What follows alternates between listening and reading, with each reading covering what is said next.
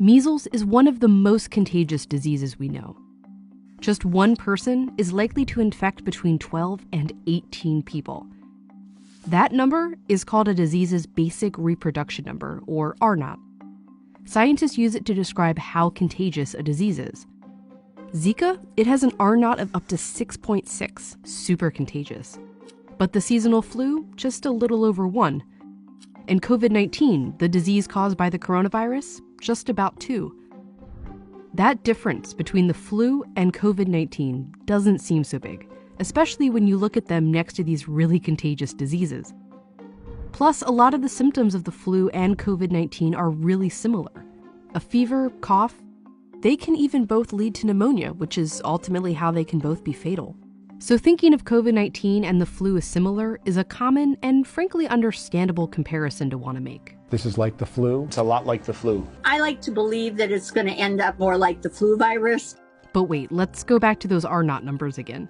If the flu has an R0 of 1.3, that means each person gets either 1 or 2 people sick. After 10 rounds, that's 56 total people. And if we run the model with COVID-19's R0 at 2, if one person with it gets 2 people sick who get 2 people sick, after 10 rounds, that's more than 2,000 people.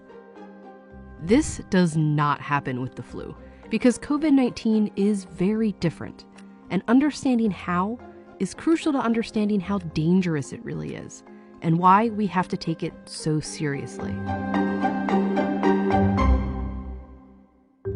When we start to look for that comparison to the flu, we almost calm ourselves down. But unfortunately, that's not quite the right reaction here. Every year, the seasonal flu kills as many as 60,000 Americans. As of late March, COVID-19 has killed about 34,000 across the whole world.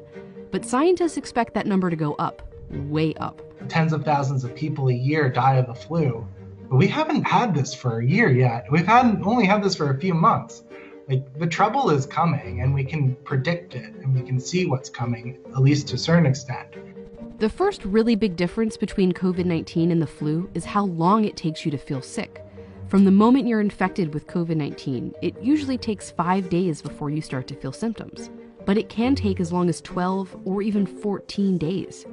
This is the incubation period, the time between when you catch it and when you first realize you're sick. And scientists think you could be contagious during most of this period. The flu, by comparison, has an average incubation period of just 2 days. You get sick, and pretty soon you feel sick, and you know you're contagious. This is what we're used to. But COVID-19 flips that around. You can be contagious and spreading it around for several days and up to 2 weeks before it even occurs to you that you're sick. And that leads to the next big difference.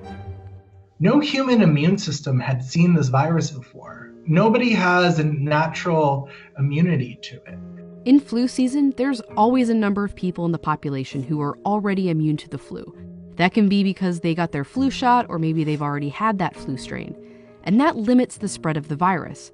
When one person is contagious with the flu, they can only spread it to people who aren't immune, who can only spread it to other people who aren't immune.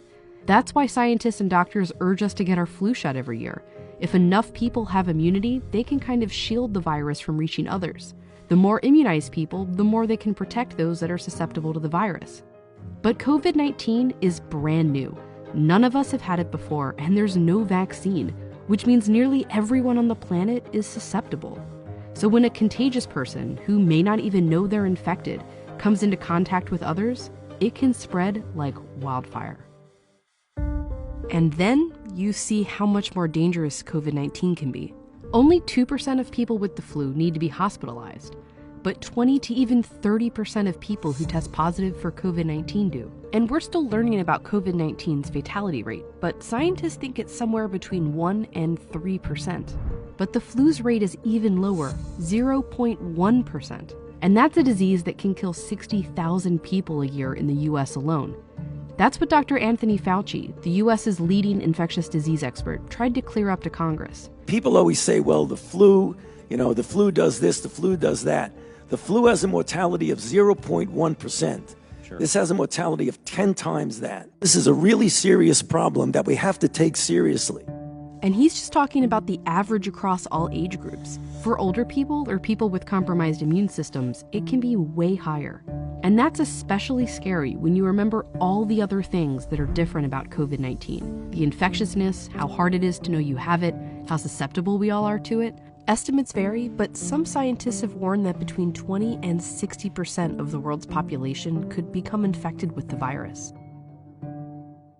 Because COVID-19 has no cure and no vaccine, the only defense we have against it is social. We can take ourselves out of the chain, not with immunity, but with social distancing. Just physically not being around anyone and staying home as much as possible. But that only works if each of us takes it seriously, which is why comparing it to the flu, while understandable, is not helpful. It's natural to want to find a comparison, to want to make this seem small. When we use the flu as the backdrop, it almost numbs us, or it can numb us and make us maybe even feel better about the current situation, because the current situation is bad. So now is not the time to be numb. We need to be vigilant and then use our vigilance for useful actions.